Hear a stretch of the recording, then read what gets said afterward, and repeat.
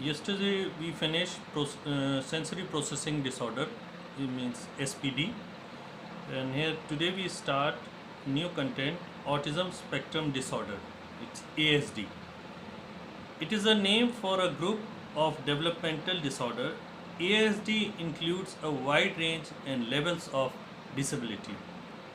ASD has repetitive behavior as well as limited interest और activities means ESD जो है वो ऑटिज़म स्पेक्ट्रम डिसऑर्डर, इसमें जो छोटे बच्चे होते हैं मेनली उनको प्रॉब्लम होती है कम्युनिकेट करने में, और दूसरों के साथ जब वो कम्युनिकेट करते तो वो सही से कम्युनिकेशन अपना रख नहीं पाते हैं, और जो भी एक एक्टिविटी उनको दी जाएगी तो वो एक्टिविटी जो है वो उस एक्टिविटी को सही से नहीं करेंगे। क्यों? क्योंकि उनका मन उस चीज़ से तुरंत भर जाएगा। यानी इनके अगर देखा जाए तो अंदर अलग तरीके के एक विकार है, ये एक सिंड्रोम होता है, ठीक है। ये सिंड्रोम जैसे जैसे स्ट्राइक करता है बच्चा उस तरह अपनी एक्टिविटी को चेंज करता चला जाता है, तो इसलिए वो किसी एक चीज़ पे स्टिक नहीं रहता है। कि जैसे हम सोचें कि अगर हम उनको कोई भी खिलौना खेलने के लिए दे दें तो ऐसा नहीं है कि वो उस खिलौने से खेलेंगे। ये अगर देखा जाए ESD जो है वो लगभग इस दुनिया में रख लिया जाए तो 110 बच्चों में से एक बच्चे को ये ASD होता है, ऑटिज़म के बच्चे शिकार होते हैं। इसमें बच्चा कॉमन होता है, कॉमन एकदम आपको दिखेगा, उसमें अंदर कोई भी फिज़िकली डिसेबिलिटी आपको नहीं दिखेगी, वो कॉमन दिखेगा।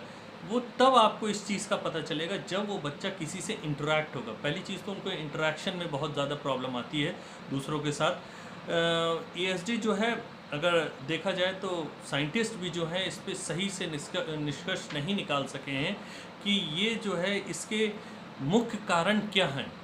मतलब मुख्य कारण का मतलब है कैसे हम किसी बच्चे को पहचान लें कि इसको ऑटिज़म से रिलेटेड, जैसे पोलियो के बच्चे को हम पोलियो से बता सकते हैं कि हाँ कि इसको पोलियो है, ठीक है, लेकिन हम ऑटिज़म से रिलेटेड बच्चे को नहीं बता सकते। मेनली इनमें यही एक प्रॉब्लम आती है, एक्टिविटीज़ जो होती है उनकी बड़ी लिमिटेड होती है, और दूसरी कम्युनिकेटिंग में उनको बहुत ज़्यादा प्रॉब्लम आती है।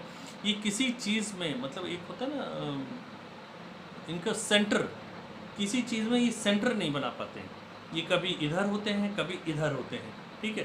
तो इसलिए इनके साथ जो है जो हमें अपना बिहेवियर भी उनके साथ रखना है तो वो बहुत ही इरिटेटेबल नहीं रखना है। क्यों? अगर हम इरिटेटेबल बिहेवियर रखेंगे तो वो ऐसे बच्चे जो होते हैं वो बहुत ज़्यादा अपने को अकेला महसूस करने लगेंगे। हो सकता है कि वो आपसे बात ना करें। क्यों? क्योंकि आप वो एक चीज़ आपने देखेंगे कि आप इरिटेट हो रहे हो उनसे, तो बच्चे ज़्यादा अकेले में जाएंगे। जितना वो अकेले की तरफ जाएंगे, अकेलेपन की तरफ, उतना ही वो बच्चे जो हैं और भी ज़्यादा इस सिंड्रोम से ग्रसित होते चले जाएंगे। सिम्टम्स क्या है इसके? They have social problems and include difficulty in communicating and interacting with others। वही मैंने बताया ना, ये डिफ़िकल्टी होती है इनको कम्युनिकेटिंग में, और इंटरेक्शन इनका दूसरों के साथ सही से नहीं हो पाता, इनको ये प्रॉब्लम होती है। ESD often have these characteristics by repeated actively again and again। Common activities includes hand washing, counting of things। इनकी कॉमन एक्टिविटी यही होती है, किसी चीज़ को बार बार करेंगे, ठीक है। मे बी हाथ धो रहे हैं तो बार बार हाथ धोएंगे, हाथ धोते रहेंगे उसको।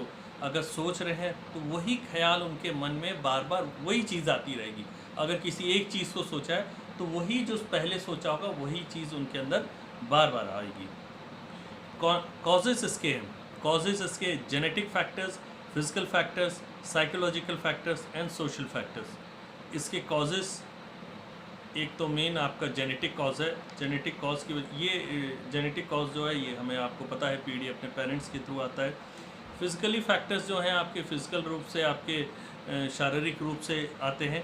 साइकोलॉजिकल यानी ये हमारे मन से, मनोवैज्ञानिक रूप से आते हैं, और सोशल यानी सामाजिक रूप से आते हैं। तो लगभग मैंने जैसे बताया था कि 110 बच्चों में से एक, तो अब आप समझ लीजिए 110 बच्चों में से एक है तो 1% भी उसका नहीं हुआ, तो वो लक्षण जो हैं ये आम तौर पे कुछ हद तक थोड़े बहुत इनके साथ क्योर किए जा सकते हैं, बट कम्प्लीटली क्योर ये नहीं होते। ये लाइफ लॉन्ग तक ऐसे ही चलते रहते हैं। अगर कह दें कि पूरी तरीके से ठीक हो जाते हैं तो पूरी तरीके से ये चीज़ ठीक नहीं हो पाती है। इसके मैनेज इसको कैसे किया जा सकता है? Management counselling, personal concern bye parents and friends, lifestyle changes, adjustment guidance, yoga and meditation. यानी काउंसलिंग, बच्चों के साथ बैठ के बात करना है ऐसे बच्चों के साथ, और ऐसे बात करना कि आप उनको कुछ समझा नहीं रहे, एक खेलने के रूप में, एक रिक्रिएशन के रूप में उनके साथ बात करना है।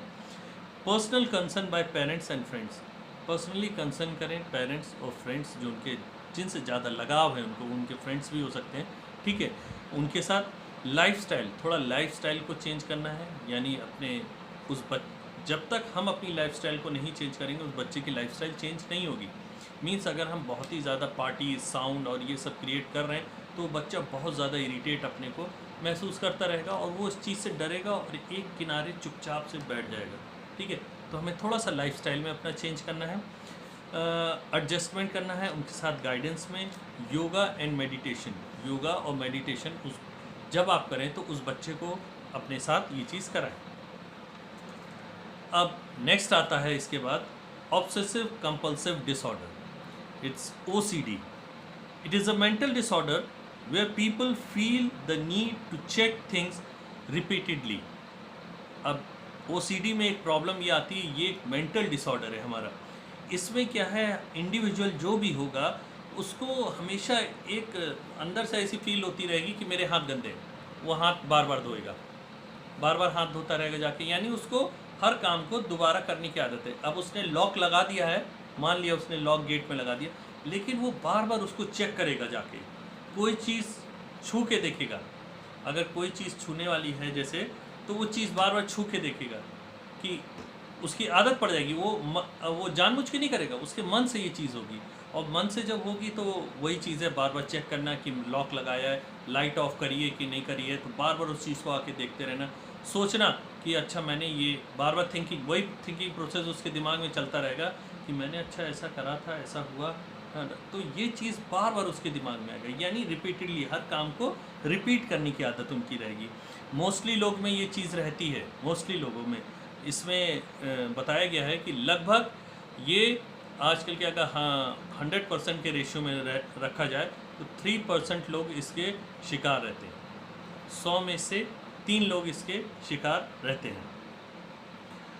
परफॉर्म सर्टन रूटीन रिपीटेडली और हैव सर्टन थॉट्स रिपीटेडली, वही मैंने कहा ना, सर्टन थॉट्स रिपीटेडली, यानी सोच जो है वो बार बार वही चीज़ को सोचना, वही सोच बार बार आएगी, एक ही सोच होगी वो बार बार आएगी, वो रिपीट होती रहेगी। Symptoms, actively refuses to comply with majority request और कंसेंसस सपोर्टेड रूल्स, यानी कंसेंसस यानी जो आम सहमति होती है उसकी, rules. Perform action deliberately to annoy others, is angry and resentful, यानी रीजनफुल यानी नाराज टाइप के, ठीक, of others, argues often, blames other for their own mistakes, frequently loses temper, is spiteful or seeks revenge, and is touch or easily annoyed, यानी टची और easily annoyed, मतलब ये बच्चे जो होते हैं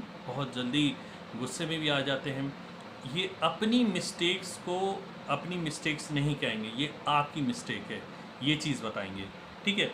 इसमें मतलब ये टेम्पर अपना बहुत फ्रीक्वेंटली लूज़ कर देते हैं, मतलब तुरंत एंगर में आ जाते हैं, एकदम गुस्से में आ जाते हैं। ये इनके साथ जो है बहुत ही मतलब कहा जाता है एक क्रीमी, उनके साथ ऐसा बिहेवियर रखा जाता है कि वो जरा भी आप इनसे गलत बात ना करें।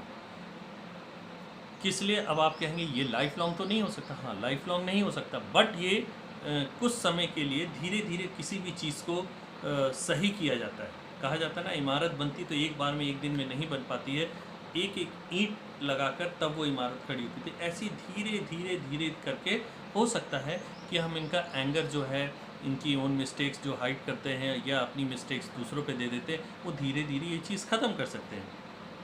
कॉजेस, सेम कॉजेस हैं, genetic factor, physical factor, psychological factor and social factors. ये सारे जो फैक्टर्स हैं ये इन बच्चों के लिए सबसे पहले एक आता है, फिजिकली तो बाद में हुए, सबसे पहले आता है इनके लिए एक जेनेटिक फैक्टर। जेनेटिक फैक्टर यानी जेनेटिकली पहुंच रहा है उनके अंदर।